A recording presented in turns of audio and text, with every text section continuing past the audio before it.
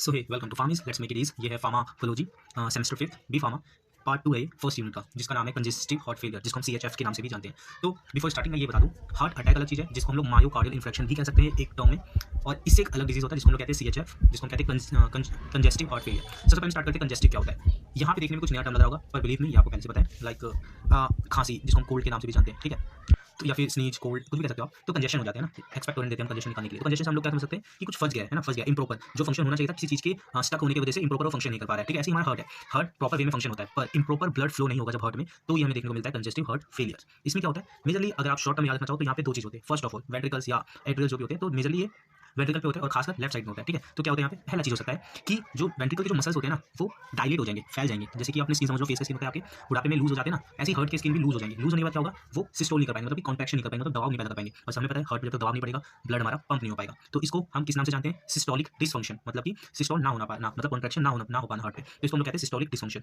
ऐसे एक और हो सकता है, सपोज करो स्किन टाइट हो गई आपकी फेस की, है ना, तो क्या होने लग जाएगा, पेन होने लग जाएगा आपको। ऐसी हार्ट में भी सपोज करो कुछ जम गया हो, आपके हार्ट के जो वॉल्यूम वहाँ पे कुछ जम जाए, या फिर जो वहाँ की स्किन है वो रिजिड हो जाए, टाइट हो जाए, तो टाइट होने की वजह से भी कॉन्स्ट्रिक्शन नहीं कर पाएंगे। ये तो और भी ज़्यादा बेकार सिचुएशन हो जाते हैं। क्यों? क्योंकि उसकी वजह से भी हार्ट बीट नहीं कर पाएगा, कॉन्ट्रैक्ट नहीं कर पाएगा, ठीक है, या फिर ये रिलैक्स नहीं पाएगा, और रिलैक्स नहीं कर पाएगा तो धड़क नहीं पाएगा। इसको हम लोग कहते हैं डायस्टोलिक डिसफंक्शन। यहाँ पे भी आपको समझ नहीं आ रहा होगा, हम आगे ये अभी कवर अप करेंगे, पर ये एक ओवल ब्रीफ व्यू था, ठीक है। फिर हम लोग आते हैं कंजेस्टिव हार्ट फेलियर क्या है, कॉम्प्लेक्स है और प्रोग्रेसिव डिसऑर्डर है। प्रोग्रेसिव मतलब धीरे धीरे टाइम के साथ ये बढ़ता जाता है। जैसे सपोज करो हार्ट अटैक आया, ठीक है, हार्ट अटैक पहला आता है, फिर दूसरा आता है, फिर तीसरा आता है। कहते हैं ना कि ये मेरा तीसरा हार्ट अटैक, मतलब जितने हार्ट अटैक आते जाते हैं ना, उतना ही बेकार सिचुएशन होता जाता है। पहले वाला ठीक रहता है, मतलब ये नहीं कहूँगा कि अच्छी चीज़ है, पर आगे जो आने वाले उनसे पहला वाला ठीक होता है। पर इसका मतलब क्या होता है, सपोज करो हेल्थ है ये 100%, आपने गेम में देखा होगा, आपका जो हेल्थ है 100% है, तो नॉर्मल हार्ट ऐसा होता है, नॉर्मल हार्ट, ठीक है। फर्स्ट अटैक आएगा तो आपका जो लेवल होता है 100 का, जो पावर होता है आपका, वो 80 हो गया। ऐसे ही सेम टू सेम आप किस पे कंसीडर कर सकते हो, हार्ट अटैक। पहला अटैक आया, आपका जो हार्ट का क्वालिटी था वो 80% तक गिर गया, ऐसे सेकंड में 60% गिर गया, ऐसे थर्ड अटैक में 20% बचा आपका हार्ट का हेल्थ, उसके बाद 20 बचा, 20 में अच्छे से प्रॉपर वर्क नहीं कर पाएगा और डेथ हो जाता है। इसको हम लोग कार्डियक अरेस्ट कहते हैं। ऐसे CSF में होता है। पहले में बेसिकली इसमें क्या हो रहा है, जो ब्लड है वो अच्छे से पंप नहीं हो पा रहा है, और पंप क्यों नहीं हो पाता है, क्योंकि वहाँ पे जो खून होते हैं वो हार्ट में ही रुक जाते हैं, और क्योंकि रुक जाते हैं धीरे धीरे वहाँ पे जमना स्टार्ट हो जाता है हार्ट, और कंजेशन बन जाता है आपके हार्ट में। इसको यहाँ पे लिख रखा है कॉम्प्लेक्स प्रोग्रेसिव डिसऑर्डर, जो कि क्या क्यों होता है, ड्यू टू अनेबल पंप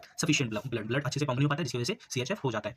तो हमारा हार्ट कितना पंप करता है, हमारा हार्ट 1 मिनट में 5 से 6 लीटर ब्लड को पंप कर लेता है। इसको हम लोग कैसे निकाल सकते हैं, cardiac output is equal to systolic volume, जो कि हमारा 60 to 70 होता है बीट पर मिनट, और इनटू हार्ट रेट, ठीक है। अब हम जानते हैं कि कंजेशन CSF होता क्यों है, इसके कॉजेज क्या है। कॉजेज तो ये पहले तो समझो दो तरह के होते हैं। सिस्टोलिक मतलब कि यहाँ पे आप देख सकते हो सिस्टोलिक का मतलब क्या है, जो यहाँ पे लूज हो जाएगा, यहाँ पे जो वॉल्स हैं वो लूज हो जाएंगे, इसको हम लोग कहते हैं सिस्टोलिक डिसफंक्शन। ऐसे आता है डायस्टोलिक डिसफंक्शन। इसका मतलब क्या होता है, जो वॉल्स होंगे वो रिजिड हो जाएंगे, मतलब कि टाइट हो जाएंगे एकदम, उसको हम लोग कहते हैं डायस्टोलिक डिसफंक्शन। ये पूरा कवर अप है, 5-6 जगह से मिलकर बनाया गया ये नोट्स, और आपको कहीं पर भी समझने के लिए कहीं और नहीं जाना पड़ेगा। सिर्फ 4 पेजेस में मैंने पूरा CHF को कवर कर दिया, और आपको कहीं पर भी नहीं जाना पड़ेगा और कुछ समझने के लिए। पूरा ओवरव्यू कवर है इसमें। फिर हमारा इम्पेयर्ड, और यहाँ पे किसको मैंने ज़्यादातर पॉइंट ऑफ व्यू से रखा है, जीपैट के पॉइंट ऑफ व्यू से मैंने नोट्स तैयार करें, तो ये बहुत ही ज़्यादा सफिशिएंट है, आपको कहीं पर भी जाकर पढ़ने की जरूरत नहीं पड़ेगी। फिर आता है आपका दूसरा कोर्स आपका क्या आएगा, impaired ability to fill and eject blood. Impaired मतलब क्या हो जाता है, मतलब डिसबैलेंस हो जाता है किसका, जो हमारा हार्ट फिल करता है और वहाँ से ब्लड को निकालता है, फिल होता है ना हार्ट में, उसके बाद वो कॉन्ट्रैक्ट करके ब्लड बाहर जाता है, तो उसमें इम्पेयरमेंट आ जाता है, मतलब जो हार्ट का फंक्शन है उसमें इम्पेयरमेंट आ जाता है, ठीक है। तीसरा abnormal increase in blood volume, या तो हमारा जो ब्लड पंप हो रहा है वो कम होने लगेगा, या तो एबनॉर्मल हो जाएगा, ठीक है ना, ये भी हो सकता है इसमें। तीसरा कोर्स क्या है, मान लो आपके जो वेसल्स है वो उसमें क्या हो जाए, आर्टेरियोस्क्लेरोसिस। ये क्या होता है, प्लेक लिपिड या फिर कोई फैटी सब्सटेंस हमारे जो वेसल्स है उसमें जमना स्टार्ट हो जाते हैं। अब क्योंकि ये जमना स्टार्ट हो गए तो ब्लड का फ्लो भी बिगड़ जाएगा, क्योंकि यहाँ पे ये रुकावट का काम करेगा। तो इसको हम लोग कहते हैं आर्टेरियोस्क्लेरोसिस। इसका मतलब आर्टरी में होता है तो आर्टेरियोस्क्लेरोसिस कहते हैं, वेसल्स में होगा तो उसके हिसाब से नाम होता है, ठीक है। फिर तीसरा आता है आपका मायोकार्डियल इन्फेक्शन। इसकी वजह से सपोज करो आपको मायोकार्डियल इन्फेक्शन है, तो उसकी वजह से भी आपको CHF होने के चांसेस हो जाते हैं। फिफ्थ है, सिक्स है हमारा हाइपरटेंशन। ये तो ऑलराउंडर है, हाइपरटेंशन से ही 80% डिजीज हमारी बॉडी में होते हैं, खासकर हार्ट के डिजीज। तो hypertension is the main cause. फिर आपका लास्ट है वॉल्वुलर हार्ट डिजीज, मतलब आपके वॉल में कोई डिजीज हो जाता है, जिसकी वजह से फिर आपको CSF होने के चांसेस भी बहुत हो जाते हैं। फिर आता है जो कॉजेज कन्वर्टेड टू, किसमें कन्वर्ट हो जाते हैं ये कॉज जो होते हैं, उनकी वजह से क्या होता है। तो ये हो गए कॉज, और जो बीमारी CSF करवाता है वो कैसे होता है, सपोज करो आपका जो वेंट्रिकल है, आर्टरियल है, वो फ्लैपेंड हो जाएगा, मतलब कि फूल जाएगा, ठीक है। मैंने यहाँ पे बना रखा है ना, ये सिचुएशन हो जाएगा, फूल जाएगा नीचे वाला, मतलब स्किन जो होता है वो मसल जो होता है वो बुड्ढों की तरह ढीला पड़ जाएगा, ठीक है। उसको हम लोग कहते हैं फ्लैपेंड चैम्बर हो जाएंगे, ठीक है। दूसरा आपका क्या है, सिस्टोलिक और डायस्टोलिक डिसफंक्शन हो जाएगा, जो कि मैंने पहले बता दिया। सिस्टोलिक मतलब कंस्ट्रक्शन में दिक्कत आएगा, मतलब कि सिकुड़ना, और रिलैक्सेशन का डिसफंक्शन कहलाएगा हमारा डायस्टोलिक, ठीक है। फिर दूसरा सिचुएशन क्या होता है, स्टिफ मतलब क्या होता है, ये एकदम रिजिड हो जाएगा, मतलब कि टाइट हो जाएगा, ये कॉज कर देता है हमारे हार्ट में। तो फ्लैपेंड भी हमारा CHF पैदा करेगा, मतलब अच्छे से पंप नहीं कर पाएगा हार्ट को, और स्टिफ भी हो जाएगा, तब भी हमारा ब्लड अच्छे से पंप नहीं हो पाएगा हार्ट से। तो यहाँ पे डिटेल में रखा है मैंने, मसल्स प्रोग्रेसिवली लूज हो जाते हैं, मतलब उनकी जो इलास्टिसिटी होती है उनके अंदर से खत्म हो जाती है, जिसकी वजह से वो एक्सपैंड नहीं हो पाते, फैल नहीं हो पाते, और फैल नहीं पाएंगे तो अच्छे से ब्लड पंप ही नहीं कर पाएंगे। मतलब ऐसे समझो आपका हाथ है, अगर जान है आपके हाथों में तो आप कोई भी चीज़ को ग्रैब कर सकते हो, जान ही नहीं है तो अगर आप नाइफ को उठाने की कोशिश करोगे तो हाथ ऊपर जाएगा बाई चांस, पर जो नाइफ है वो पकड़ ही नहीं पा रहे हो आप, तो नीचे गिर जाएगा। ऐसे आपने देखे होंगे सिचुएशन को, आप देखो तो कोई भी चीज़ इलास्टिसिटी लूज हो पाएगा तो ग्रैब नहीं कर पाएगा, कॉन्ट्रैक्ट नहीं हो पाएगा, कॉन्ट्रैक्ट नहीं हो पाएगा तो क्या होने लग जाएगा, हमारा हार्ट पंप नहीं हो पाएगा, ऑर्टा के थ्रू बाहर नहीं जा पाएगा पूरे ऑर्गन ऑर्गन्स में। फिर हमारा क्या है, अब ये सब होंगे तो क्या होगा, लेस ब्लड, मतलब कि हमारा जो ब्लड है वो पंप लेस होगा, बनेंगे भी कम, हमारी बॉडी में जो ट्रैवल हो रहा है 5 से 6 लीटर होने चाहिए ना पर मिनट, वो भी कम हो जाएगा, 2 या 3 लीटर हो जाएगा सपोज करो, ठीक है। इसको हम लोग कहते हैं लेस ब्लड, तो लेस पंप हो रहा है जिसकी वजह से CHF congestive heart failure disease हो जाता है, ठीक है। फिर क्या होता है हमारा पल्मोनरी कंजेशन, अब क्योंकि ब्लड पंप ही नहीं हो पा रहा है, तो जो ब्लड अगर थोड़ा बहुत भी पंप हो रहा है वो इनएडुकेट अमाउंट में हो रहा है ना ऊपर, तो जो पल्मोनरी होता है, पल्मोनरी आर्टरी है ना, पल्मोनरी आर्टरी और पल्मोनरी वेन जो हार्ट की तरफ आता है और लंग से कनेक्ट होता है, जो ये हमारा हार्ट है ये, तो यहाँ से जो निकल के जाता है और यहाँ से जो लंग्स, ये किससे कन्वर्ट हो रहे हैं, यहाँ पे लंग से कन्वर्ट हो रहे हैं ना, लंग से यहाँ पे जुड़े हुए हैं, लंग से जुड़े हुए हैं, तो इनको कहते हैं पल्मोनरी, आर्टरी भी हो सकता है, वेन भी हो सकता है। तो यहाँ पे क्या होना स्टार्ट हो जाएगा, कंजेशन मतलब जमाव स्टार्ट हो जाएगा यहाँ पे। अब यहाँ पे जमाव हो जाएगा स्टार्ट, तो इससे क्या होगा, अब इनडायरेक्टली ये लोग कहाँ जा रहे हैं, लंग्स के पास ही तो जा रहे हैं ना, लंग्स के पास ही तो जा रहे हैं, तो पल्मोनरी इकट्ठा करेगी ब्लड को, यहाँ पर भी कंजेशन होगा, प्लस ये जो ब्लड होगा वो यहाँ पर भी इकट्ठा होना स्टार्ट हो जाएगा, कहाँ पे, लंग्स में भी आपका ब्लड कलेक्ट होना स्टार्ट हो जाएगा, जिसकी वजह से आपको क्या होने लग जाएगा, पल्मोनरी कंजेशन स्टार्ट हो जाएगा वहाँ पे, पल्मोनरी मतलब लंग्स में भी ब्लड का कंजेशन होना स्टार्ट हो जाएगा। ये क्या करेंगे, आपको can affect other chambers too, ये आपके जरूरी नहीं है कि आपको यहाँ पे कंजेशन स्टार्ट हुआ तो यहीं पे रहेगा, धीरे धीरे टाइम के बाद वो कंजेशन पूरे हार्ट में फैलने लग जाएगा, क्यों फैलने लग जाएगा वो हम बाद में बात करेंगे, ठीक है, बहुत ईजी है, थोड़ा कॉमन सेंस है बस। फिर आता है इससे आपको बाईवेंट्रिकुलर हार्ट फेलियर का भी खतरा होता है। चलो मैं ये भी समझा देता हूँ कैसे हो सकता है। सपोज करो ये आपका हार्ट है, okay, suppose this is your heart, आपका यहाँ पे मायोकार्डियल इन्फेक्शन हुआ, मतलब कि यहाँ पे फ्लैपेन कह लो या रिजिड कह लो, यहाँ पे स्टार्ट हुआ, यहाँ पे अब इम्प्रॉपर ब्लड फ्लो हो रहा है। अब इम्प्रॉपर क्या हो रहा है, जाना चाहिए यहाँ पे सपोज करो आपको 110 के प्रेशर से जाना चाहिए ब्लड, तो यहाँ पे 70 या 60 के प्रेशर से जा रहा है, तो मतलब सपोज करो लेमन लाइन जो बोलूँ तो थोड़ा सा ही ब्लड पंप हो रहा है। अब क्योंकि थोड़ा सा ब्लड पंप हो रहा है तो यहाँ का प्रेशर रिड्यूस हो जाएगा, प्रेशर रिड्यूस हो जाएगा तो क्या हो जाएगा, इनको ज्यादा वर्क मतलब टेंशन बढ़ेगा, मतलब वर्कलोड बढ़ेगा, तो इनको ज्यादा काम करना पड़ेगा, क्योंकि ज्यादा काम करना पड़ेगा तो यहाँ पे प्रेशर बढ़ जाता है, ये नैरो और पतले होने लग जाते हैं ये लोग। अब क्योंकि ये पतले होने लग जाएगा यहाँ का जो वेन है या आर्टरी है, तो यहाँ का प्रेशर बढ़ जाएगा, जिसको लोग बीपी के नाम से भी जानते हैं, ब्लड प्रेशर। अब ब्लड प्रेशर ज्यादा होने लग जाएगा तो जिसकी वजह से क्या होने लग जाएगा, हमारा हार्ट अटैक आने के चांसेस हो जाते हैं सपोज करो। फिर यहाँ पे ऑर्गन में गया, ठीक है, मतलब ब्लड यहाँ से आया कम ब्लड आया, यहाँ पर भी गया कम ब्लड गया, अब क्योंकि यहाँ पे जाएगा तो यहाँ पर भी कम ब्लड जाएगा, यहाँ भी कम ब्लड जाएगा, निकलेगा भी कम ब्लड, ठीक है, जिसकी वजह से कंजेशन होना स्टार्ट हो जाएगा। तो यहाँ वाला डिजीज की वजह से यहाँ पर भी डिजीज होना स्टार्ट हो जाएगा। इसको हम कहते हैं बाईवेंट्रिकुलर हार्ट फेलियर, मतलब जो चैम्बर्स होते हैं वो दोनों ही चैम्बर फील हो जाएंगे एक ही टाइम पे, धीरे धीरे करके, भाई एक साथ ही होगा, मतलब प्रोग्रेसिवली होगा, धीरे धीरे करके, मतलब आज ही के दिन नहीं हो जाएगा, लाइक 6 महीना 7 महीना, तो थोड़ा टाइम होता है, टाइम लगता है इनको होने के लिए। फिर हम लोग समझते हैं इजेक्शन फ्रैक्शन क्या होता है। इजेक्शन फ्रैक्शन क्या होता है, इजेक्शन मतलब कि निकलना, ठीक है, ब्लड का निकलना, तो कितना इजेक्ट हो रहा है उस पर डिपेंड करता है हमारा इजेक्शन फ्रैक्शन। तो सपोज करो एवरेज हार्ट आपका एक ऐसा दिखता है नॉर्मल हार्ट, तो average amount of blood pump through each ventricle पर ईच इंटरवल ऑफ टाइम, तो ठीक है,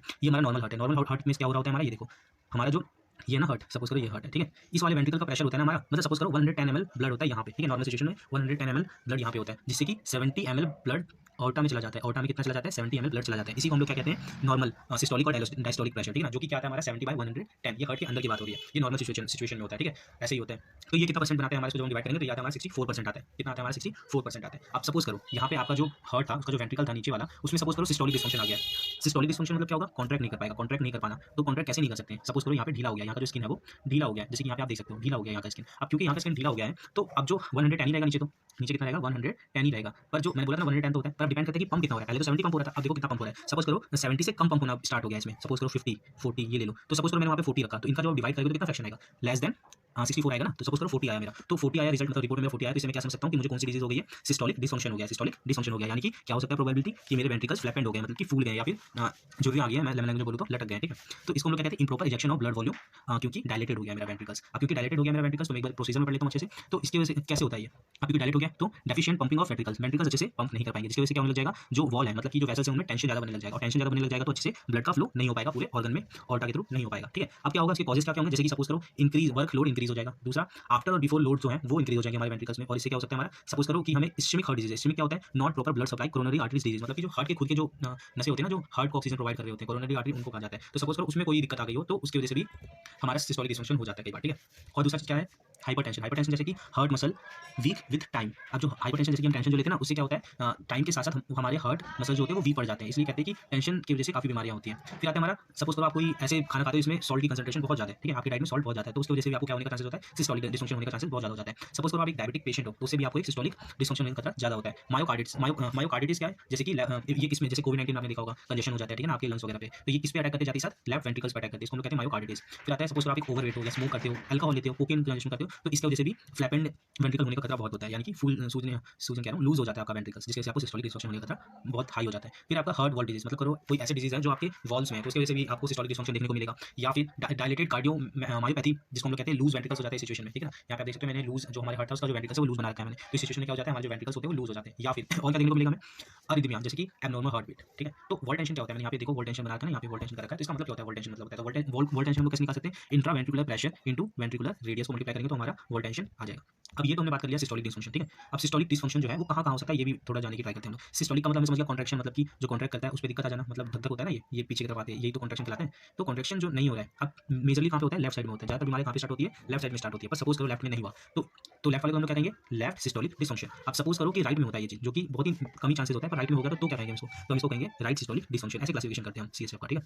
फिर सपोज करो अब जो 64% आ रहा था पंपिंग वेंट्रिकल से आउट पे, वो अब कम हो गया, उसको हम सिस्टोलिक का नाम दे देते हैं। पर सपोज करो ज़्यादा हो गया, अब ये ज़्यादा कैसे हो रहा है, ब्लड तो तब भी कमी फ्लो करेगा ना, ज़्यादा करेगा तो चलो वो तो एक तरह से ठीक ही बात हुई, पर देखो नहीं, किसी सिचुएशन में क्या होता है, पहले आउटा में कितना ब्लड फ्लो फिल हो रहा था 110, तो इस सिचुएशन में क्या होता है, आउटा में जो पहले मतलब होना चाहिए 110, तो 110 ना होने के बजाय, क्योंकि वहाँ पे अब क्या होता है, पहले तो देखो हार्ट कैसा दिखने लग जाता है इस सिचुएशन में। इस सिचुएशन में जो हार्ट है ना हमारा, तो ऐसा दिखना चाहिए हमारा हार्ट, मैं तो लेमन बता रहा हूँ आपको, हार्ट ऐसा दिखना चाहिए, तो यहाँ पे रिजिडिटी हो जाती है, मतलब कि टाइट हो जाता है, यहाँ का स्किन रिजिड हो जाता है, ठीक है। अब रिजिड हो गया, रिजिड होने के बाद सपोज करो हार्ट एकदम टाइट हो गया है, मतलब कि ग्लू लग गया है, या फिर सपोज करो आपने मिट्टी के अंदर अपना हार्ट डाल दिया, ठीक है। तो अब वहाँ पे अपने हार्ट को आप क्या फोल्ड कर सकते हो, नहीं कर सकते हो। तो यहाँ पर कुछ ऐसी सिचुएशन है, क्योंकि यहाँ पे जो मसल्स है वो रिजिड हो गया, तो अब नहीं कॉन्ट्रैक्ट कर पाएगा ना ही रिलैक्स कर पाएगा, तो इस सिचुएशन जो ब्लड भी भरेगा। अब यहाँ पे एरिया भी कम हो गया साथ साथ। अब कोई भी जैसे पानी है, बोतल है आपका, बोतल में आप पानी भर सकते हो 1 लीटर, तो वही मतलब बोतल को आप पिचका दो तो क्या वहाँ पे 1 लीटर पानी भर पाएगा, नहीं भर पाएगा ना। तो इस सिचुएशन में पहले 110 भरता था, पर अब यहाँ पे 110 से भी कम ब्लड आएगा आर्टरी से, 110 ml से भी कम आने स्टार्ट हो जाएगा। अब क्योंकि 110 नहीं आया तो सपोज करो मैंने यहाँ पे लिया 69 लिया, मतलब अब यहाँ पे जो आ रहा है वो 69 है, और अब यहाँ से पास हो रहा है 49, सिर्फ 49। यहाँ पे तो चलो उससे भी ज़्यादा पास हो रहा था, पर यहाँ पे आप जो आउटर की तरफ जा रहा है जो ब्लड वो है 49 ml। अब क्या होगा, अब इसको डिवाइड करके देखो, इसको डिवाइड देखो करने पे आ रहा है आपको 64%। देखने में तो लग रहा है ज़्यादा है, पर एक्चुअल में क्या है,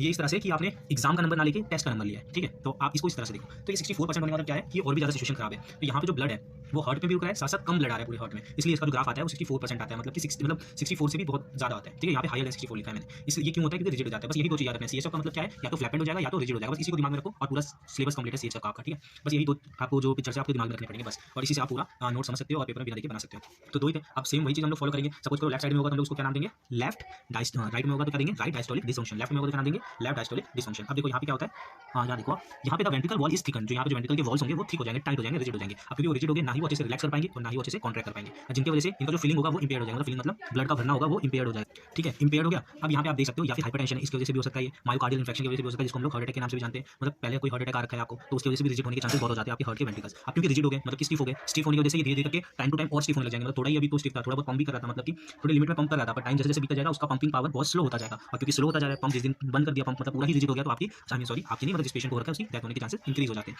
फिर अगला आपका कार्डियोमायोपैथी। कार्डियोमायोपैथी हो जाएगा, जिस कार्डियोमायोपैथी का मतलब क्या होता है, हाइपरट्रॉफिक एंड रिस्ट्रिक्टिव, मतलब कि बहुत ही ज्यादा स्टिफ हो जाता है, इसको हम लोग कहते हैं कार्डियोमायोपैथी। मतलब जो वेंट्रिकल्स होते हैं उसके बहुत ज्यादा स्टिफ हो जाते हैं, इसको हम लोग कहते हैं कार्डियोमायोपैथी। तो इसकी वजह से भी हो सकता है आपको। अगला क्या है, कंस्ट्रिक्टिव पेरिकार्डिटिस। देखो पेरी मतलब क्या, कार्ड मतलब क्या होता है, हार्ट, पेरी मतलब हार्ट का ऊपरी लेयर, यहाँ पे कुछ कंस्ट्रक्शन आ जाएगा, मतलब कि फंस जाएगा, तो उससे भी आपको क्या हो सकता है, मायोकार्डियल इन्फेक्शन राइट साइड में हो सकता है। फिर आता है आर्टिक स्टेनोसिस। इसका मतलब क्या होता है, जो आर्टरीज के जो नस है, वेसल है, ठीक है, वो नैरो हो जाएगा, मतलब कि और भी ज्यादा छोटा हो जाएगा। छोटा होने का मतलब सिकुड़ जाएगा, तो उससे भी अब क्योंकि सिकुड़ गया है तो वहाँ पे ब्लड ही नहीं जा पा रहा है, क्योंकि वहाँ पे ब्लड नहीं जा पा रहा है तो ब्लड कहीं तो रुकेगा, तो कहाँ पे रुकेगा, आपका वेंट्रिकल पे रुकेगा। इसको हम लोग कहते हैं आर्टिक स्टेनोसिस। फिर आता है अमाइलोइडाइसिस। अमाइलोइडाइसिस क्या होता है, अल्जाइमर आपने सुना होगा या कुछ भी सुना आपने, प्लेग जैसा सुना होगा। प्लेग मतलब क्या होता है, लिपिड सब्सटेंस होते हैं और ये इकट्ठा हो जाते हैं, इसको हम लोग थक्का भी कह सकते हैं। थक्का जैसा होता है दिखने में, मतलब सपोज करो कि जो ये है ना नस, यहाँ पे अमाइलेट जमा होते जाते हैं, ठीक है, तो जिसकी वजह से रिजिडिटी बन जाती है, जो हार्ट का वॉल है वहाँ पे रिजिडिटी बन जाएगी, मतलब कि सख्त होता जाएगा ये। फिर आता है आपका हीमोक्रोमेटोसिस, जिसको हम लोग क्या कहते हैं, रिजिड भी कह सकते हैं, यहाँ पे पूरा जो वेंट्रिकल है वो रिजिड हो जाता है। अब कुछ ट्रीटमेंट्स के बारे में पढ़ते हैं। कंजेस्टिव हार्ट फेलियर यहाँ पे ही था इंपॉर्टेंट, जो मेन लेक्चर थे वो यहाँ पे आपका कंजेस्टिव हार्ट फेलियर खत्म हो जाता है। फिर कुछ ट्रीटमेंट्स के बारे में पढ़ते हैं, ठीक कैसे कर सकते हैं। तो इस ट्रीटमेंट का तरीका है सेल्फ केयर, खुद अच्छे खाने खाओ, हेल्दी एनवायरनमेंट रहो, ये तो कॉमन चीज़ है, पेपर में लिखने वाली और नंबर बनाने वाली चीज़ है। फिर आता है ट्रीटमेंट क्या करें हमेशा, तो ट्रीटमेंट में आता है आपका फर्स्ट सर्जिकल मैनेजमेंट, सर्जरी के द्वारा। तो फर्स्ट सर्जरी क्या है, कोरोनरी एंजियोप्लास्टी। एंजियोप्लास्टी क्या होता है, जो सपोज करो ये जो हार्ट है स्क्रीन होगा, इसमें क्या होता है, जो वेसल होता है ना, सपोज करो कोलैप्स हो गया या फिर कुछ जम गया है, तो मतलब वो अच्छे से एक्सपैंड नहीं हो पा रहा है, ठीक है। तो कोरोनरी का मतलब पहले समझ लो, कोरोनरी मतलब हार्ट के खुद के वेसल, जो हार्ट को पावर सप्लाई कर रहे हो, ठीक है ना, उस तरह के वेसल को कहते हैं कोरोनरी। फिर आता है वहाँ पे एक मशीन डालते हैं और एक जाली टाइप का कुछ डालते हैं, जिसकी वजह से जो वेसल होता है ना उसको एक्सपैंड कर देते हैं, वो चीज़ उसको कहते हैं कोरोनरी एंजियोप्लास्टी। दूसरा क्या होता है, कोरोनरी आर्टरी बाईपास सर्जरी। इसमें क्या होता है, जो पैर के जो वीन्स होते हैं, अब वीन ही क्यों लेते हैं, आर्टरी नहीं लेते, क्योंकि वीन की लाइफ स्पैन बहुत उससे ज़्यादा होती है आर्टरी से, तो वहाँ नीचे पीछे की तरफ फुट के आपके पीछे की तरफ जो नस होता है ना वो लिया जाता है और उसको रिप्लेस कर दिया जाता है, जो डिफेक्टिव वाले आर्टरी होते हैं उनसे रिप्लेस कर दिया जाता है। तीसरा क्या है आपका आईसीडी मतलब इम्प्लांटेबल कार्डियक डिफिब्रिलेटर, जिसमें इसमें क्या होता है, ये ना चेस्ट के ऊपर, चेस्ट पे लगाए जाते हैं इसको, ठीक है ना, ये आपने मूवीज वगैरह में देखा होगा। इसमें क्या होता है, कुछ नहीं काम होता है वैसे तो इसका, पर सपोज करो तो पेशेंट है, अचानक से वो रीडिंग नोट करता रहता है, ठीक है, जो आपने इसके ऊपर लगाया वो रीडिंग नोट करता रहता है, पर कभी कभी सिचुएशन आ जाता है ना तो अरिदमा कोज हो जाती है, तो उसको नोट कर लेता है, जो आपने चेस्ट पे लगाया था उसको नोट कर लेता है, और नोट करने के बाद क्या करता है, जैसे ही अरिदमा आए ना तो वो चेस्ट में कुछ हल्का सा शॉक देता है, ठीक है, चेस्ट में वो शॉक देता है। शॉक होने की वजह से जो आपका हार्ट है वो थोड़े टाइम के लिए बंद हो जाता है। अब क्योंकि बंद हो गया, ये तरह से बंद हो गया, और बंद होने के बाद वो रीस्टार्ट होता है, जैसे कि आपने आपको फोन को रीस्टार्ट करते हैं ना तो सब कुछ एक रिदम में स्टार्ट होता है, मतलब कि जो प्रॉपर वे में फंक्शन करना चाहिए वैसे स्टार्ट होता है। ऐसे ही यहाँ पर भी है, थोड़े टाइम के लिए हार्ट को बंद करते हैं, फिर हार्ट खुद ब खुद रीस्टार्ट होता है और अपने आप खुद एक प्रॉपर बीट मतलब कि रिदम में फंक्शन करना स्टार्ट कर देता है। इसको कहते हैं लोग आईसीडी इम्प्लांटेशन, ठीक है। फोर्थ आपका वॉल्व रिपेयर करना, जैसे कोई वॉल्व में डिफेक्ट आ गया, ठीक है, दिल में छेद है, ऐसे कहते हैं लोग, तो उसको ठीक कर, अगर अगर हो सकता है तो ठीक करते हैं, तो ये भी एक सर्जरी होती है। फिफ्थ है आपका पेस मेकर, ये आर्टिफिशियल होता है, ठीक है, आर्टिफिशियल पेस मेकर। ये किसके तरह काम करते हैं, सपोज करो ऐसे नोट अच्छे से रिदम नहीं बना पा रहे, तो तब ये चीज़ रिप्लांटेशन करी जाती है। तो हमारे मेरे पास एक पेशेंट था, तो वो आता है एक दवाई लेने के लिए, एक दवाई है इकोस्प्रिन AV75/45 ये लेने आता है। तो उसने बताया था पेस मेकर उसने डलवाया है, तो उसमें ये ज़्यादा कुछ नहीं होता, एस्पिरिन ही होता है एक तरह से, उसमें इसकी एस्पिरिन की गोलियां खानी पड़ती है, ठीक है। तो इससे मुझे याद है कि पेस मेकर ऐसे नोड खून पतला करने की मेडिसिन में खानी पड़ती है, ठीक है। सिक्स्थ हमारा हार्ट ट्रांसप्लांट, ये लास्ट ऑप्शन बचता है हमारे पास, हार्ट ट्रांसप्लांट कर सकते हैं हम, और डोनर आपका मैच होना चाहिए, जो भी आपका ब्लड ग्रुप है ये सब मैच होना चाहिए। तो सपोज करो कि हार्ट ट्रांसप्लांट करवा रहे हैं, तो पर एक गैप आता है उनके बीच में, ठीक है ना, टाइम पीरियड का गैप आता है। तो वो क्यों गैप आता है, सपोज करो डोनर मिल तो गया है या फिर डोनर ढूंढ रहे हैं, तो उनके बीच में क्या करें, इसके बीच में पेशेंट मर सकता है ना, तो उसमें रखा जाता है VAD, वेंट्रिकुलर असिस्टेड डिवाइस, इसका यूज करा जाता है उसके दौरान। इसमें क्या होता है, can be link to the heart transplant because, अब देखो या तो VAD से ठीक हो जाएगा, कुछ सिचुएशन ऐसा होता है VAD से भी ठीक हो जाता है, पर सपोज जब तक ढूंढ रहे होते हैं ना डोनर को, तो जो पेशेंट है उसको हम लोग इसके द्वारा भी जिंदा रख सकते हैं कुछ टाइम के लिए, ठीक है। तो ये भी इफेक्टिव पाया गया। फिर कॉमन मेडिसिन कुछ बता देता हूं मैं, विटामिन E बहुत अच्छा होता है, मतलब ऐसा नहीं कि हार्ट अटैक मतलब मायोकार्ड कंजेस्टिव हार्ट फेलियर हो गया आपको तब आप खाना स्टार्ट करो, तो तब की बता नहीं रहा हूं मैं, पहले से अगर विटामिन E की सप्लीमेंट्स ले रहे हो या फिर ऐसे डाइट्स ले रहे हो, यहाँ पे मैंने दे रखा एग्जांपल, आप ऐसे डाइट्स ले रहे हो जिसमें विटामिन E है ऑलरेडी, तो आपके CSF होने का खतरा बहुत कम हो जाता है। ओमेगा 3 फैटी एसिड भी खा रहे हो आप, तो वो भी आपके कंजेस्टिव हार्ट फेलियर होने के खतरे को बहुत ही कम कर देता है। तो अब एक नया ड्रग बनाया है एक FDA ने, तो ये नहीं आपके सिलेबस में, पर मैं एक जीपैट के पॉइंट ऑफ व्यू से बता रहा हूँ, या फिर कोई बात जाओगे ना आप तो पूछ लेंगे। तो अभी नया है एक एंटी कोलेस्ट्रॉल ड्रग बनाया है, FDA ने अप्रूव कर दिया है फिलहाल। तो इसी क्या होता है, इसके इंजेक्शन आते हैं, इनका नाम है इनक्लिसरिन। तो ये कोलेस्ट्रॉल के लेवल को कम कर देते हैं, या फिर बनता ही नहीं है बॉडी में कोलेस्ट्रॉल, तो मोटापे से छुटकारा करने के लिए बनाया है इनक्लिसरिन नाम का एक मेडिसिन है, आप गूगल करके देख सकते हो, बाकी सिलेबस में नहीं है। फिर डायग्नोसिस कैसे कर सकते हैं, तो पहला होता है फिजिकल एग्जामिनेशन करवाना, फिजिकल देख के, ECG के द्वारा भी हम पता कर सकते हैं, एकोकार्डियोग्राम मतलब एको मतलब आवाज, ठीक है, साउंड वेव के द्वारा इसको हम लोग डायग्नोस करते हैं। फिर चेस्ट एक्सरे लेके भी हम लोग डायग्नोस कर सकते हैं, स्ट्रेस का टेस्ट लेके भी डायग्नोस कर सकते हैं, एंजियोग्राम भी देख सकते हैं, कार्डियक सीटी स्कैन या MRI स्कैन भी करके देख सकते हैं हम लोग, फिर ब्लड टेस्ट करके भी हम लोग पता कर सकते हैं। तो ये कुछ तरीके थे डायग्नोस करने के। तो इतने में तो आपका एक जो ब्रीफ था, मतलब जितना इंपॉर्टेंट था पेपर के हिसाब से या फिर किसी चीज़ के हिसाब से, इतना ही इनफ था, पर मैंने कुछ पेजेस भी और भी ऐड करे हैं, आई होप आपको कुछ ठीक लगे, तो आप नीचे देख सकते हो। तो okay, the next page is clinical manifestation of CHF। Manifest क्या होता है, बनाना, ओके। या फिर हम कह सकते हैं कैसे पता लग सकता है कि लेफ्ट साइडेड है या राइट साइडेड है, या फिर यहाँ पे होगा तो आगे क्या पॉसिबिलिटीज़ होती है और कॉजेज क्या क्या होता है, तो उसके बारे में हम इस पेज में पढ़ेंगे, जो कि इंपॉर्टेंट नहीं है। पर अगर आप जीपैट के लिए एक प्रिपरेशन कर रहे हो तो this is the important thing, that's why I am including it. तो यहाँ से मैं कंटिन्यू करता हूँ। तो यहाँ पे आप रुक सकते हो, थोड़ा सा रेस्ट लेके उसको रिवाइज कर सकते हो। एक ही पेज था, प्रिंट आउट करना बहुत ही ईजी है। नोट्स मैंने शॉर्ट इसलिए बनाया क्योंकि नोट्स को एक नोट्स की तरह ही रखना चाहिए, बहुत ही ठीक रहता है। यही मैं अगर 5 से 6 पेजेस में बनाता, लाइक 10 पेजेस में बनाता, तो एक बुक की तरह कंसिडर करता, और ये एक याद होने में थोड़ा टाइम लगता और हमें मन नहीं करता फिर पढ़ने का, ठीक है। तो इसी पे मैं स्टार्ट करता हूँ। सपोज लेफ्ट साइड में प्रॉब्लम है आपका, ठीक है, लेफ्ट साइडेड में हार्ट फेलियर हुआ है, तो क्यों होगा, ये सबसे ज़्यादा मोस्ट कॉमन होता है। मतलब मैंने बताया था जो भी प्रॉब्लम कॉज होते हैं मेनली लेफ्ट साइड में होते हैं। इससे क्या होगा, थोड़ा सा दिमाग लगाना है आपको, ठीक है। सपोज ये आपका हार्ट है, ठीक है, लेफ्ट की बात करूँ तो मैं ये वाला हिस्सा लेफ्ट है, ओके, लेफ्ट के ऊपर हम बात करते हैं। तो यहाँ पे क्या होगा, लेफ्ट वेंट्रिकल में प्रेशर इंक्रीज होगा, ओके, प्रेशर इंक्रीज होगा। इससे क्या होगा, हमारा जो ब्लड है वो ऑर्टा से पंप होने में मुश्किल होगा उसे पंप होने में, क्योंकि वो प्रेशर यहाँ पे इंक्रीज है, ठीक है, प्रेशर यहाँ पे इंक्रीज हो रहा है। हमें पता है डिफ्यूजिव के लिए क्या चाहिए होता है, हायर टू लोअर, मतलब कि हायर से लोअर की तरफ जाता है प्रेशर ग्रेडियंट, ओके। पर हार्ट में ही अगर यहाँ पे प्रेशर ज़्यादा होने लग जाएगा तो क्या ये ऑर्टा के थ्रू ब्लड पास हो पाएगा, नहीं हो पाएगा। तो जैसे जैसे प्रेशर बिल्डअप होगा वैसी वैसी मुश्किल आती जाएगी हार्ट को ऑर्टा से पास होने में और डिफरेंट ऑर्गन की तरफ जाने में। Second, accumulation in the arteries. अब क्योंकि यहाँ पे प्रेशर बन रहा है तो ब्लड जो आ रहा है वो यहाँ पे जमा हो रहा है। अब यहाँ पे एक लिमिट होगा, जमा होने के बाद लिमिट ओवर हो जाएगा तो ये ब्लड कहाँ पे जमना स्टार्ट हो जाएगा, आर्टरीज में। तो इसी को मैं कहना चाह रहा था कि जो डिजीज है वो एक ग्रेजुअल प्रोग्रेस डिजीज है, मतलब कि समय के साथ वो बढ़ता जाएगा। फिर इसने पूरे लेफ्ट एरिया को कवर कर लिया है। अब क्या लेफ्ट एरिया पे कवर होने के बाद ही रुक जाएगा, नहीं, यहाँ पे जब बनना स्टार्ट हो जाएगा तो वो ब्लड धीरे धीरे करके आपके पल्मोनरी वीन में बनना स्टार्ट होगा, और फिर यहाँ पर भी जब बढ़ जाएगा लिमिट तक, फिर वो कहाँ पे कंजेशन स्टार्ट कर देगा, आपके लंग्स में, क्योंकि किससे अटैच होते हैं, लंग्स में अटैच होते हैं, तो यहाँ पे कंजेशन होगा, ठीक है। अब यहाँ पे कैसे होता है वो मैं बाद में आऊँगा। तो आपने लेफ्ट के बारे में समझ लिया है कि कंजेशन कैसे होगा, ओके। ये था हमारा कंजेशन इन लेफ्ट साइड। तो पल्मोनरी वीन में जाएगा, पल्मोनरी वीन में फ्लूइड इकट्ठा होगा, फिर साथ ही साथ पल्मोनरी एल्वुलाई तक पहुंच जाएगा, यानी कि आपके लंग्स तक पहुंच जाएगा ये, ठीक है ना। जाना उसको इस तरफ चाहिए, पर वो क्योंकि कंजेशन हो रहा है, जमता ही जा रहा है फ्लूइड, इसलिए उसको रजिस्ट करते हुए किसकी तरफ जा रहा है, आपके लंग्स की तरफ जाके फ्लूइड इकट्ठा होना स्टार्ट हो जाएगा। ये था आपका लेफ्ट साइडेड हार्ट फेलियर। अब हम बात करेंगे राइट साइडेड हार्ट फेलियर के बारे में, ठीक है। दोबारा से मैं हार्ट बना देता हूँ। ये एक लेमन हार्ट है, लाइक ये एक समझने के लिए मैंने ऐसा हार्ट बना रखा है, पर आपको ही पता है एक हार्ट ऐसा नहीं होता है, ओके। ये है हमारा राइट साइडेड, ठीक है। राइट साइडेड में आपको पता है ये रहा चैम्बर्स, और यहाँ से वापस से ये लंग्स के पास चला जाता है ना, ऐसे कुछ होता है ना ये। अब हम बात करते हैं, यहाँ पर मैंने डायग्राम बना रखा है। तो ये this occurs due to left. अब ये लेफ्ट में जो कंजेशन हो जाता है ना, उसकी वजह से ये राइट में होता है। पहला सिचुएशन ये हुआ आपका, ठीक है।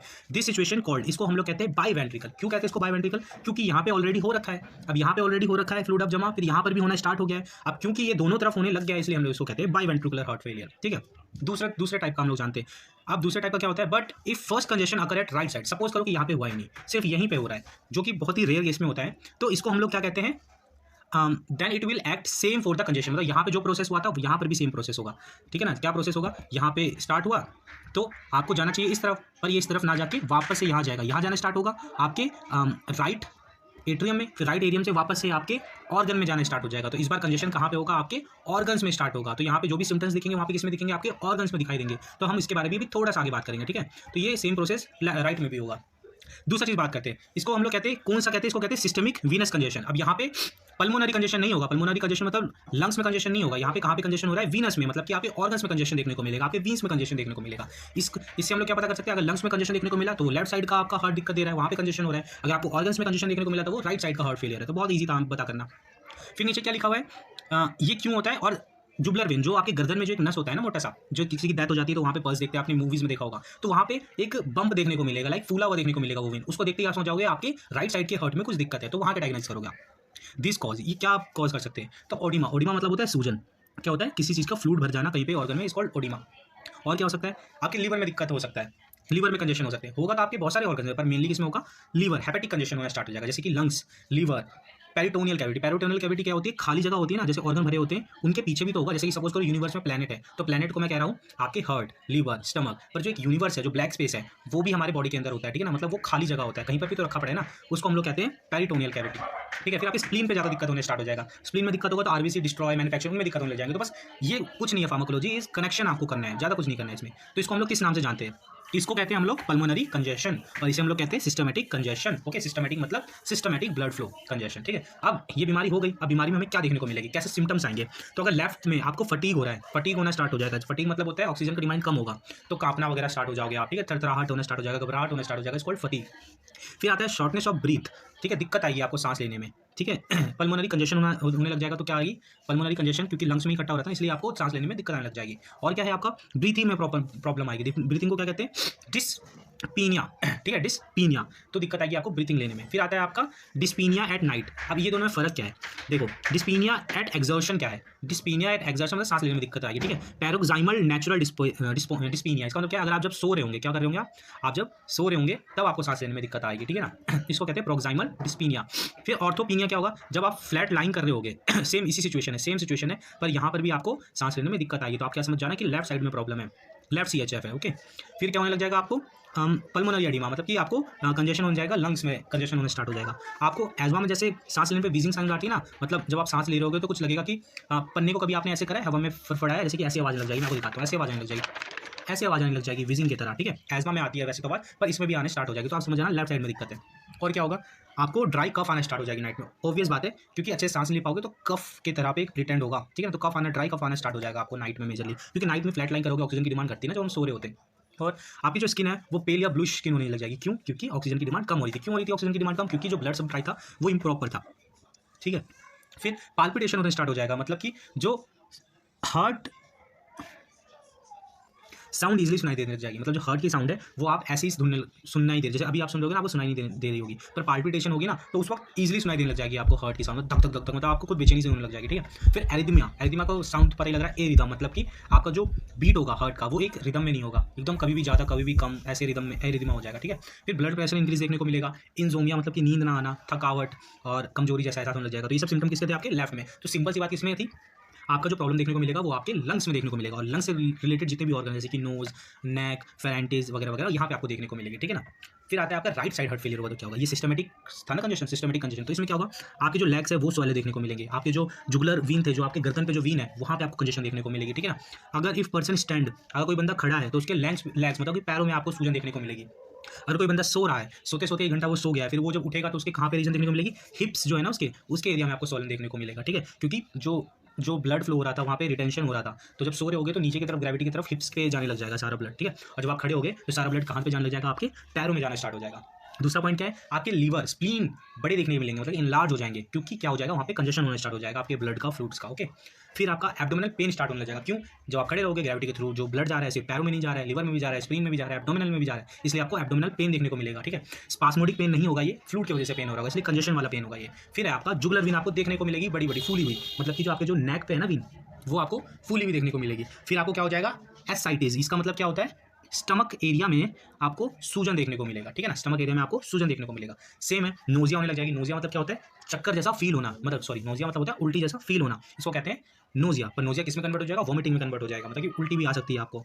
और क्या हो सकता है, एपिटाइट लॉस होने लग जाएगा। क्यों एपिटाइट लॉस होने लग जाएगा, क्योंकि ब्लड का जो कंजेशन हो रहा था वो पेट के स्टमक के अराउंड हो रहा होगा, लीवर फुल फील करेगी, और जो आपका स्टमक है उसके अराउंड क्योंकि सूजन आ चुका है तो सिग्नल नहीं मिल पाएगा कि आपको हंगर हुआ है। पेट हमेशा फूला फूला सही लगेगा, मतलब कि खाया खाया सही लगेगा आपको, तो इन्फॉर्मेशन ही नहीं जाएगा ब्रेन तक कि आप एक हंगर सिचुएशन में हो, इसलिए एपिटाइट लॉस होना स्टार्ट हो जाते हैं। और भी ज़्यादा सिचुएशन है पर वो डिस्कस करने के लिए ज़्यादा इंपॉर्टेंट नहीं है। फिर आपका क्या, खाना नहीं खाओगे तो क्या होगा, स्लो वेट लॉस होना चाहिए ना, पर यहाँ पे लॉस होगा मतलब कि एनर्जी में, पर आपका वेट गेन होने लगेगा। क्यों होगा वेट गेन, क्योंकि फ्लूइड बिल्डअप हो रहे हैं, हर एक ऑर्गन में ब्लड जाके स्टोर हो रहा है। सपोज करो जो पानी है, प्लाज्मा है, वो जाके इकट्ठा होना स्टार्ट हो रहा है, इसलिए सब कुछ स्वेलो होने लग जाएगा। क्योंकि आपको पता है पानी का वेट हल्का नहीं होता है, उनका भी वेट ज़्यादा होता है, इसलिए फ्लूइड बिल्डअप की वजह से आपका वेट गेन होना स्टार्ट हो जाएगा। पर वो वेट गेन अच्छा वाला वेट गेन नहीं होगा। फिर आपका एरिथमा स्टार्ट हो जाएगा, अच्छे से प्रॉपर धक धक नहीं हो पाएगा आपका दिल। फिर वीकनेस आ जाएगी, फटीग आ जाएगी, डिजीनेस मतलब चक्कर आने स्टार्ट हो जाएंगे, फेंटिंग हाफना स्टार्ट हो जाओगे आप। नॉक्चुरिया क्या होता है, ये आपका जो रात में यूरिनेशन का टाइम है वो ज़्यादा होने लग जाएगा, मतलब बार बार आप टॉयलेट की तरफ जाओगे, क्योंकि एक्युमुलेशन ऑफ फूड। तो सिंपल सी बात क्या थी, हर जगह अदर देन लंग्स हर जगह पे बॉडी बिल्डअप स्टार्ट हो गया था, फ्लूइड बिल्डअप स्टार्ट हो गया था, मतलब नीचे की तरफ फ्लूइड बिल्डअप स्टार्ट हो गया था। इसलिए ये राइट में करा गया, क्योंकि राइट की तरफ हम पीछे जाएंगे तो ऑर्गन के पास ही तो जा रहा है ब्लड, इसलिए यहाँ पे retention in the organ start हो जाएगा। इसको हम लोग कहते हैं राइट साइडेड हार्ट फेल। बहुत ही ईजी था, इसलिए मैंने इसको कंसीडर नहीं करा बताने के लिए, पर इसको आप लिखोगे तो एक नंबर गेनिंग मार्क्स से और काफी ज्यादा क्वेश्चन आपको देखने को मिलते हैं जीपेट में यहाँ से। और बताता हूँ जीपेट में उठता है क्या है, हमारी क्लासेस। तो क्लासिफिकेशन ऑफ सिम्टम देख के हम लोग बता सकते हैं कि आप कौन से स्टेज में हो। ओके, तो फर्स्ट स्टेज है मतलब class first, class 2, class 3, class 4। तो सिंपल वे में बताऊँ कि नॉर्मल एक्टिविटीज आप कर रहे होगे और ब्रीथिंग में कोई भी प्रॉब्लम नहीं होगी तो वो क्लास 1 में आएगा, ठीक है ना। पर क्लास 2 में कैसे पता लगेगा क्लास 2 में आप पहुंच गए हो CSF के, वो अगर आप कोई भी नॉर्मल काम कर रहे होगे तो आप हाफ हो गए नहीं, मतलब कि ठीक सिचुएशन रहेगा। पर थोड़ा ही आपने कुछ ज़्यादा भारी एक्टिविटी करना स्टार्ट कर दिया ना तो आपके सांसें फूलने लग जाएगी, तो आप समझ जाना कि आप क्लास 2 पे आ चुके हो। फिर क्लास 3 बताता हूँ मैं, यहाँ पे थोड़ा बहुत भी आप काम करोगे ना तो आप थकने लग जाओगे, हाफ नहीं लग जाओगे, तो आप समझ जाना कि क्लास 3 पे आ गए हो आप। फिर क्लास 4 सबसे ज़्यादा बैड सिचुएशन हो जाता है कि आप कुछ भी नहीं कर रहे हो, नॉर्मल सिचुएशन में ही खड़े हो, सपोज करो आप बैठे हुए हो, इतने में ही आपका दम फूलने लग जाएगा, सांस फूलने लग जाएगी, तो आप समझ जाना कि कौन सी क्लास में आ गए हो, क्लास 4 में आप आ चुके हो। तो ये सबसे बहुत सीवियर सिचुएशन होता है। Okay, this is the last page. वैसे ये इंपॉर्टेंट नहीं है इतना, पर मैकेनिज्म कह लो, पैथोफिजियोलॉजी कह लो आप, ठीक है, ये इंपॉर्टेंट होता है जानना और पेपर में लिखना, इसी के नंबर है पैथोफिजियोलॉजी के। तो ये बताना ये मैं बता रहा हूँ, सिलेबस में नहीं है वैसे तो, पर आप जान लो तो थोड़ा अच्छा रहेगा, जीपेट के पॉइंट ऑफ व्यू से बहुत ही ज़्यादा इंपॉर्टेंट है। तो इम्पेयर्ड पंपिंग फंक्शन ये कैसे होता है, इम्पेयर्ड मतलब अच्छे से ना हो पाना, या तो कॉन्स्ट्रक्शन ना होना पाना, कॉन्स्ट्रक्शन को हम लोग कहते हैं सिस्टोलिक डिसफंक्शन, या तो रिलैक्सेशन नहीं होना पाना यानी कि डायस्टोलिक डिसफंक्शन। सिस्टोलिक मतलब 80 के आसपास होता है mmHg, diastolic 120 mmHg। Okay, now let's talk about. तो इम्पेयर्ड कैसे हो सकता है, फर्स्ट सपोज करो आपका जो आर्टेरियल प्रेशर है वो लो हो गया। आर्टेरियल प्रेशर मतलब जो वेंट्रिकल्स से जाते हैं ना, आपके जितने भी वीन जो वेंट्रिकल से होते हुए जाते हैं वो आपके आर्टेरियल होते हैं, ठीक है ना, आपके आर्टेरियल होते हैं, मैंने ये दिखा रखा है। तो उसमें क्या होगा, आर्टेरियल प्रेशर लो हो जाना। अब आर्टेरियल प्रेशर लो हुआ है तो क्या होगा, because each contraction pump less blood, decrease forward blood flow, तो मतलब आगे के तरफ ब्लड का फ्लो नहीं हो पाएगा, मतलब कि जो होना चाहिए एक, जैसे कि वेंट्रिकल से ओटा के थ्रू तरफ जाते हैं ना ब्लड पंप होता है, तो वो चीज़ नहीं हो पाएगा। वो चीज़ नहीं हो पाएगा तो क्या होगा, तो ये इफेक्ट पूरे ऑर्गन में देगा, पूरे बॉडी के ऑर्गन में देगा वैसे तो, पर ये खासकर कहाँ पे आपका इफेक्ट शो करेगा, रीनल एरिया में। रीनल एरिया मतलब किडनी पे इफेक्ट शो करेगा। अब वहाँ पे जाएगा तो किडनी का भी किडनी में ब्लड अच्छे से फ्लो नहीं हो पाएगा। अब क्योंकि वहाँ पे ब्लड अच्छे से जा नहीं पाया तो किडनी समझ चुका है भाई, किडनी भी एक सपोज करो एक किडनी एक अपना दुकान चला रहा है, अब वहाँ पे कस्टमर ही नहीं आएंगे तो वो क्या करेगा, अपना एक बांड निकालेगा, जो कि उसका जो है बांड अपना, तो वो बांड का नाम है रेनिन एंजियोटेंसिन एल्डोस्टेरोन सिस्टम, और दूसरा बांड कौन सा है उसका, ADH। अब एल्डोस्टेरोन कहाँ से रिलीज हो रहा है, आपकी किडनी से रिलीज हो रहा है, ओके। पर जो ADH है मतलब एंटी डायूरेटिक हार्मोन है, वो कहाँ से रिलीज हो रहा है, आपके पिट्यूटरी ग्लैंड से रिलीज हो रहा है। अब ये दोनों मिलकर क्या करेंगे, आपके वाटर बढ़ा देंगे, वाटर रिटेंशन बढ़ा देंगे, मतलब वाटर की क्वांटिटी को बढ़ा देंगे। अब वाटर क्वांटिटी बढ़ा दिया, साथ ही साथ सॉल्ट जो है उसको एब्जॉर्ब नहीं करेंगे, मतलब कि आपके यूरिन टॉयलेट के थ्रू नहीं निकलने देंगे, तो ये दोनों बढ़ गया है किडनी में,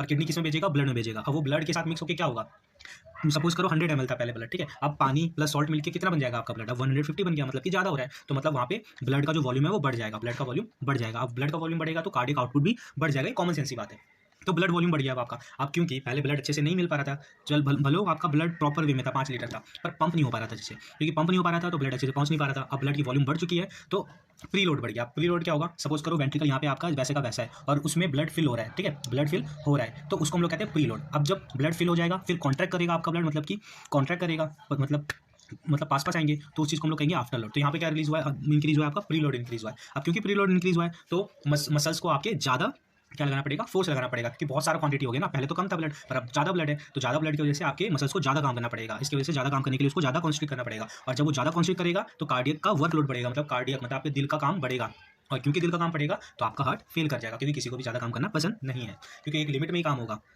ठीक है, अब सपोज करो आर्टरी में ना जाके वीन में प्रेशर इंक्रीज हुआ है, वीन मतलब जो भी नस, मतलब हार्ट की तरफ जो भी नसें जुड़ रही है, मतलब हार्ट को सप्लाई कर रही है कोई चीज़, तो ऐसी चीज़ों को हम लोग वीन कहते हैं। तो वीन में प्रेशर इंक्रीज होगा तो क्या होगा, तो इसमें inadequate pumping cause blood to pool in venous system, मतलब कि अच्छे से यहाँ नहीं आ पा रहा है तो ये वापस से पीछे की तरफ जाना स्टार्ट हो जाएंगे। तो आप यहाँ पे देख सकते हो पीछे के जाने की तरफ, तो जो पल्मोनरी वीन है वो लंग्स में इकट्ठा होना स्टार्ट हो जाएगा वहाँ पे ब्लड, और वीना कावा में अगर पीछे की तरफ जाएंगे तो कहाँ पे स्टार्ट हो जाएगा, आपके ऑर्गन सिस्टम में इकट्ठा होना स्टार्ट हो जाएगा। इसको कहते हैं पूल इन वीनस सिस्टम, मतलब वापस से पीछे की तरफ जाके इकट्ठा होना स्टार्ट हो जाएंगे, जैसे कि हमने पीछे ही देखा था।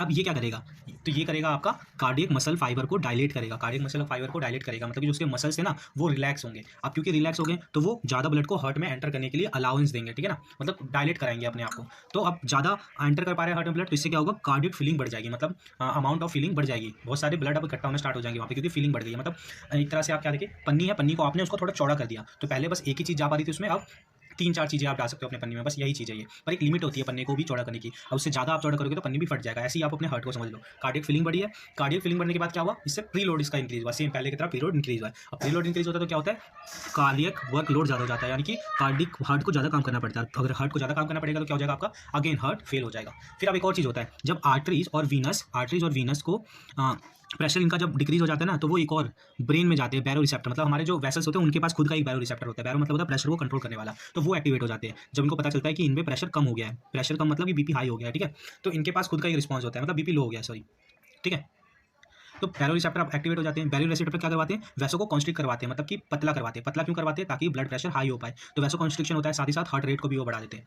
हार्ट रेट मतलब पहले 70 बार धड़क रहा था, अब ये 100 या 110 बार धड़कना स्टार्ट हो जाएगा, ठीक है। तो मेजरली आप देखना कभी बीपी मॉनिटर में जिसका भी हार्ट बीपी ज़्यादा होगा तो उसका हार्ट रेट भी ऑटोमेटिकली ज़्यादा होगा, ठीक है, ये कॉमन सेंस वाली बात है। तो ये सब कौन करवा रही होती है, हमारी बैरो रिसेप्टर करवा रही होती है। तो कॉन्स्ट्रिक्शन बढ़ जाएगा, क्योंकि वैसो कॉन्स्ट्रिक्शन हुआ था तो फोर्स बढ़ जाएगा, और साथ ही साथ हार्ट रेट बढ़ा था तो डिस्टॉल का टाइम पीरियड कम हो जाएगा। हार्ट रेट मतलब क्या होता है, मतलब कि एक थोड़े टाइम के लिए काम कर रही है, फिर थोड़े टाइम के लिए हार्ट रेस्ट कर रही है, फिर काम कर रही है, रेस्ट कर रही है। तो ग्राफ में आप देखोगे तो रेस्ट का जो टाइम होगा वो कम हो जाएगा, मतलब सपोज करो कि 0.7 सेकंड्स के लिए रेस्ट कर रही थी, तो अब वो कितने रेस्ट करेगी, सिर्फ 0.3 सेकंड के लिए वो रेस्ट करेगी। तो ऐसे ये रेस्टिंग टाइम उसका कम हो जाता है, तो फोर्स ऑफ कॉन्स्ट्रिक्शन बढ़ेगा। ऐसी डिमांड ऑक्सीजन, देख भाई ज़्यादा काम करेंगे तो ज़्यादा ऑक्सीजन भी तो चाहिए हार्ट को, और ज़्यादा ऑक्सीजन चाहिए होगी तो ज़्यादा ऑक्सीजन करेंगे तो जल्दी से वो थक भी जाएंगे, और जल्दी से थक जाएंगे तो हार्ट फेल हो जाएगा। सेम यहाँ पर भी रेस्ट उसको कम करने को मिलेगा, हार्ट को, मतलब रेस्टिंग टाइम कम हो जाएगा, तो कोरोनरी आर्टरी जो फीलिंग है वो भी कम हो जाएगी, और साथ ही साथ ऑक्सीजन की डिमांड भी कम हो जाएगी, क्योंकि बहुत सारा काम करना पड़ रहा है और इसी चक्कर में हार्ट फेल हो जाएगा। तो ये सब सिचुएशन थी हार्ट फेल होने की।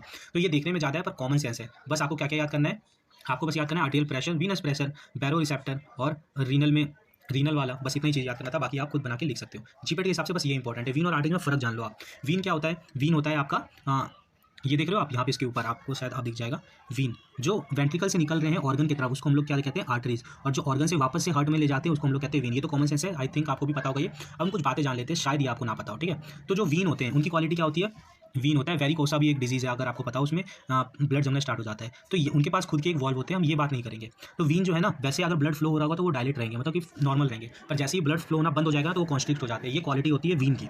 तो ऐसे इसका उल्टा देखेंगे तो ऐसा कुछ नहीं होता है आर्टरी में, वो ओपन के ओपन ही रहते हैं, चाहे उसमें ब्लड फ्लो हो या ना हो। दूसरा है आपका ब्लड अंडर लो प्रेशर, मतलब जो वीन होता है ना उसमें जो ब्लड का प्रेशर होता है वो लो ही होता है हमेशा, in the comparison of arteries, मतलब कि वीन का जो प्रेशर होगा वो ज़्यादा नहीं होगा। क्यों, क्योंकि उसका बस एक ही काम है, ब्लड को किस तरफ ले जाना, बस हार्ट की तरफ ले जाना, और साथ ही साथ उनके पास वॉल्व्स है, और वॉल्व क्या काम करते हैं, हार्ट की तरफ ब्लड को फ्लो करवाते हैं, यूनी डायरेक्शनल में, एक ही डायरेक्शन में। तो इतना काम नहीं होता है वीन के पास, इसलिए यहाँ पे जो ब्लड का प्रेशर होता है वो हमेशा लो ही आता है। इसलिए अगर आप जब भी देखोगे ना डायस्टोलिक वॉल्यूम तो लो ही मिलेगा आपको, 80 से कम देखने को मिलेगा। पर जो आर्टरीज होती हैं उनका जो होता है ना प्रेशर ब्लड का, जब भी वो फ्लो कर रहे होते हैं तो हाई होता है। क्यों होता है हाई, क्योंकि वो आउटर से हाई प्रेशर में निकल रहे हैं, वेंट्रिकल से बीट करने के बाद निकल रहे हैं, और उनको तुरंत पहुंचना होता है, पूरे ऑर्गन्स में पहुंचना होता है, इसलिए वीन का आर्टरी का जो प्रेशर होता है वो हाई होता है। प्रेशर हाई होगा तो थोड़ा कॉमन सेंस लगाना आप, ठीक है। अगर ब्लड प्रेशर इनका जो प्रेशर हाई है फ्लो होने का, तो उनका जो वॉल होगा वो भी तो थिक होगा, क्योंकि इनको ज़्यादा काम करना पड़ रहा है, और ज़्यादा काम करने के लिए इनको थिक चाहिए, टाइट चाहिए। अगर टाइट नहीं होगी तो ये फट जाएंगी, इसलिए ये जो ये होती है वो थिक होती है, ठीक है ना, वॉल्स होती है इनकी थिक होती है, ठीक है। साथ ही साथ जो इनका ल्यूमन होता है, ल्यूमन मतलब होता है एरिया, वो भी क्या होता है आपका नैरो होता है, मतलब कि एकदम पतला होता है, छोटा सा होता है, कॉन्स्ट्रिक्शन कह लो आप, छोटा सा होता है, इसको कहते हैं ल्यूमन। और साथ ही साथ एक और, मैंने ये डायग्राम उल्टा बना दिया, सॉरी, ये उल्टा डायग्राम है। जो नसें आर्टरीज पाई जाती है ना, जैसे ये स्किन है तो काफ़ी नीचे पाई जाती है, ताकि उसको कोई ढूंढ ना पाए। गलती से यहाँ पे अगर कट भी लग गया ना, कहीं मान लो ऊपर होता और कट लग जाता, क्योंकि यहाँ पे ब्लड प्रेशर में था तो जल्दी जल्दी ब्लड निकलता और डेथ हो जाती। इसलिए अच्छा हुआ जो आर्टरीज है वो हमारी स्किन के बहुत नीचे मिलता है, ठीक है। पर जो वीन है, वीन की क्वालिटी बिल्कुल अपोजिट है आर्टरीज के, और साथ ही साथ ये स्किन के ऊपर ही मिल जाती है। आप नसें देखोगे ना तो ऊपर ही आपको देखने को मिल जाएगी, वो नीले नीले कलर की, तो वो नसें थी। तो ये मायोकार्डियल इन्फ्रेक्शन CSF के हिसाब से ये बहुत ही ज़्यादा इनफ था। नेक्स्ट लेक्चर में हम जो पढ़ेंगे वो उसके ड्रग के बारे में पढ़ेंगे, जो कि बहुत ही ईजी वे में मैंने बना रखा है, एक ही पेज में पूरा ड्रग कवर कर रखा है। तो आई होप ये वीडियो आपको अच्छा लगा होगा। तो थैंक यू।